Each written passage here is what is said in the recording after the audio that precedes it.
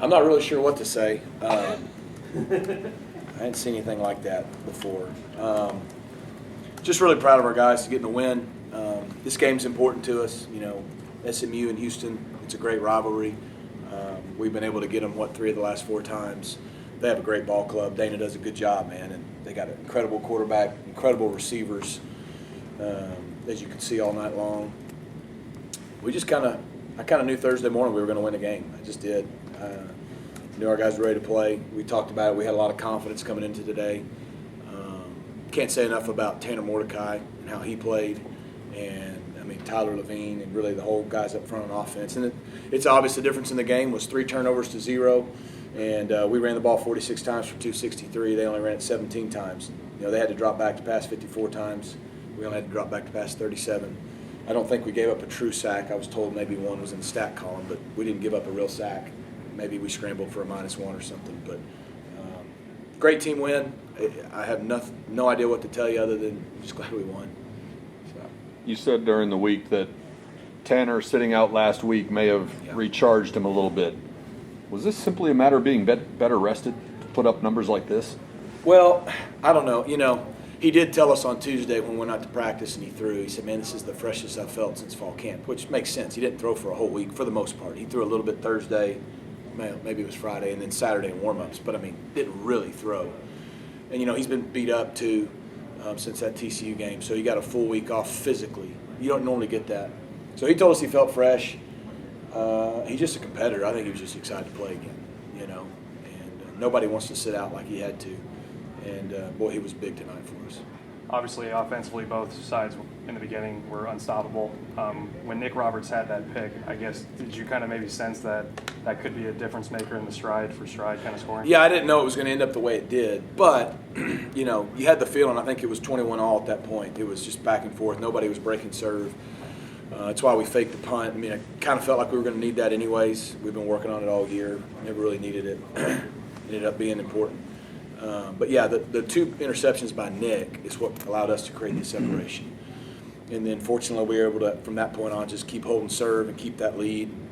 You know, then in the second half, we got the big 4th down stop, and really, it sounds weird to say this, I think it was 63-42. You know, we had the ball at midfield, and we punted offensively, and that wasn't good, you know, because we could have put the game away right then. And we didn't, gave them some hope, but our defense came up with that big last stop. Yeah, we're really happy we won.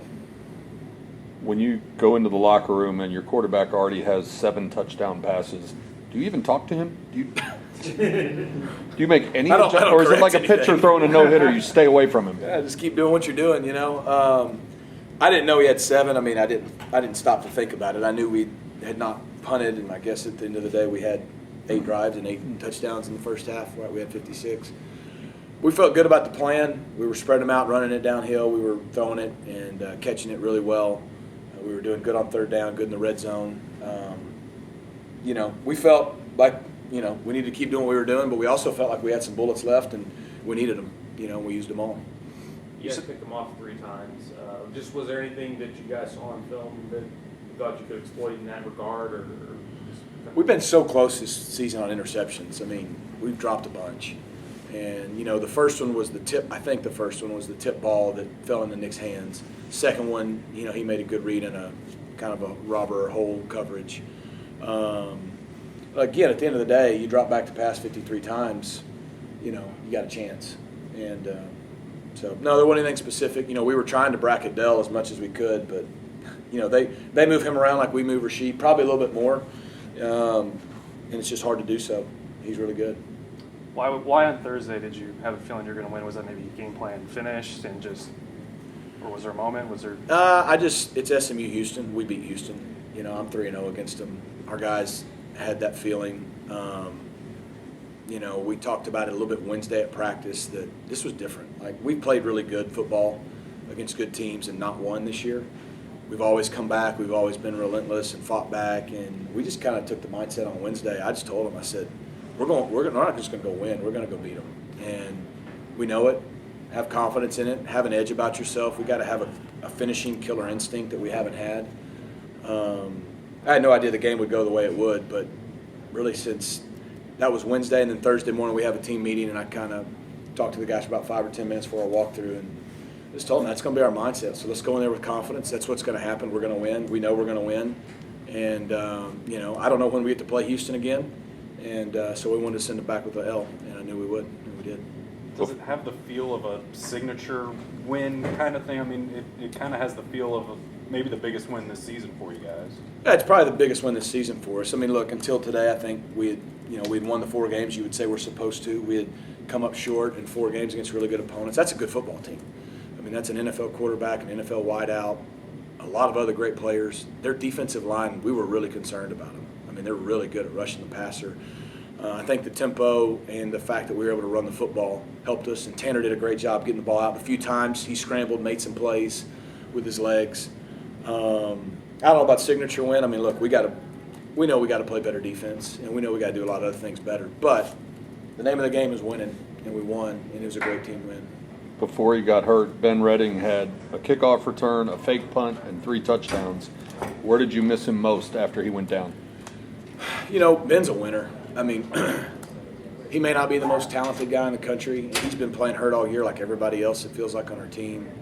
And I think he had been pulled out after 1 touchdown, and he just kept coming back in the game. They were like, oh, Ben's down. No, Ben's back. Ben's down. No, he's back. He came back and caught 2 touchdown passes, after he had at one point been removed from the game. For him and RJ and the tight ends to do what they did was huge. They were, especially in the red zone, they were doubling Rasheed. I thought Curley came in and made some big plays for us. We just lost Ben's experience, but RJ stepped up, Gage stepped up. They did some good things. We used Cam Irvin some in some sets, and hopefully, I don't think it's too serious with Ben, which is hopefully a good thing. How do you keep this momentum going on the road next weekend against South Florida? Yeah, I mean, that's the thing. It's 1 game. I told the guys this on Thursday that, November's for finishers. We have 4 games in November. November's for finishers. That's always been our goal. We felt like we had to start that today, obviously. We did. We got 3 more to go. We're going to enjoy it a lot tonight. They get a day off tomorrow, and we're going to do what we normally do. We're going to come in Monday morning. We're going to watch this film. We're going to put it to bed, and we're going to try to get a great plan together for South Florida and, hopefully go get our 6th. Were you surprised that Houston called its timeouts before halftime, which effectively gave you the chance to get the ball back? They called it when we had the ball, right? Yeah, they called 2 or 3 of them. They called all 3 of them on our last touchdown drive. Right. I wasn't because, I don't know if I was surprised or not. I was kind of busy calling the plays at that point. But looking back on it, if I'm Dana and I've given up 49 points, and they're rolling, and I'm going to stop it and call timeout and try to change it. He was trying to stop us just like at times I call timeouts and we're trying to stop them. So, look, the game, like Dana and I talked afterwards, I don't know if either one of us ever seen anything like that, but it was an unusual game, so unusual things are going to happen, and it was good that we answered there. From a play calling standpoint, was there a certain point where you're just kind of in a zone and just things are kind of just going, or where you're like, hey, I got to, their scoring is a lot, I have to do this? What was the play calling mindset? I think we had a really good plan. Again, I think our offensive staff, the run plan, the pass, everything was obviously a good plan because it worked. But I just felt like after it was around 21 all, or whenever it was, we faked the punt. You could just sense that we were going to have to score a lot. And so, all I really thought is just stay aggressive. So it's just like even when there was a minute and a half or 2 minutes left, and when we came out and hit Curley on the deep shot, it was like you could never play like you were up 2 scores. You had to play like the game was tied at all times. And even late in the game, I went for 2 4th downs, I think, or at least 1 4th and 1 at midfield, and you're going, well, they get it. We had to play it the game was tied. I really felt that way. And fortunately, I think both times Levine in the line, they got it. Maybe one of them was a 3rd and short. But no, all I really thought was just stay aggressive. I thought we had a good plan. Coaches did a good job making adjustments, but we just had to play like the game was tied at all times. How big was Tyler again, and kind of what's the status of that running back? Big because, so Kamar was kind of 50-50 on his injury from last week anyways, and he was sick. He got sick Friday, and we did everything we could. He just wasn't able to go. And so, we obviously not having him hurt, and hopefully that helps him rest his other things for next week. Velton gave it a go, gave us all he had till he got knocked out. TJ was available, played a little bit. Still, you could tell all week in practice he wasn't 100%. And again, I mean, I also think the thing is, and we got a lot of guys that are available, but when you give a guy 25 carries, you know, he averages almost 6 yards a carry, see what we can do with it. And like I said, Tyler, like I said, he's changed the mentality of our offense in a really good way. I mean, he's given us that physical edge we need. Obviously, as good as the win is, how do you just view the 710 offensive yards? You guys, I mean, that you guys gave up. Yeah, we lost the yardage deal, but we won the scoreboard by 14, so I don't really care. Yeah. I mean, you know, they were in catch-up mode too. Right. So it probably affected their play calling, again, because of those early 2 turnovers. We got 2 short fields because of the turnovers early, and then we got short fields because of the onside kick. But, you know, look, it's not pretty for the stat column if you're a defensive coach, but, you know, SMU won, so. 0 turnovers, so It's big. with that many possessions you guys had, that's gotta be. I mean, like I said, I think we truly punted once, and the fake punt kept the drive alive. So we truly were stopped one time, and that was my fault. I called 3 bad plays. Should we expect black jerseys in Tampa? No, not in Tampa. I'm just glad we won, so y'all weren't asking me if we lost because we wore black jerseys. No, the guys loved it. I actually thought they looked pretty good. I don't know, but no, not in Tampa. We'll see if you see them again this year or not. I don't know yet. Who came up with the design? I had some help, but so when I got the job, one of the first week or 2 on the job where I was talking to Rasheed and some of the guys I knew, some of the older guys, like obviously I was trying to get them all to stay here.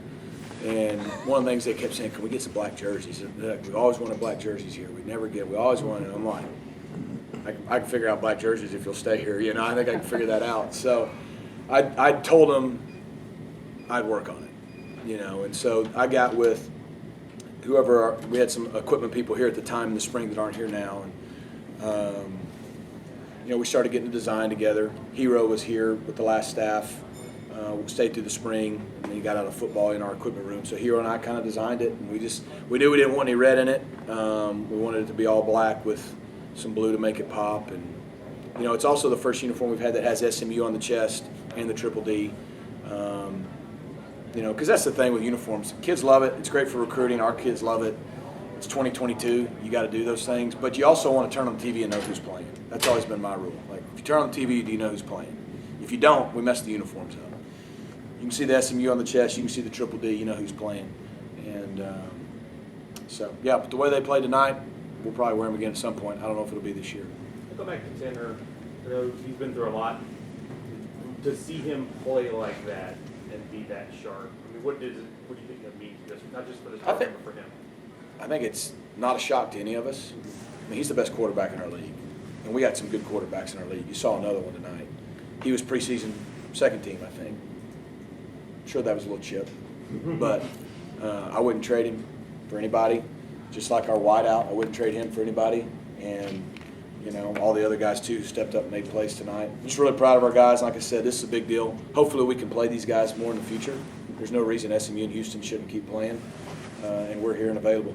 I don't know where you are in the history. I know you are pretty well versed on SMU history, but did the number 95 enter your mind at any point tonight? No, but I know where you're going with that. And we'd have got there if we could. Anything else, guys?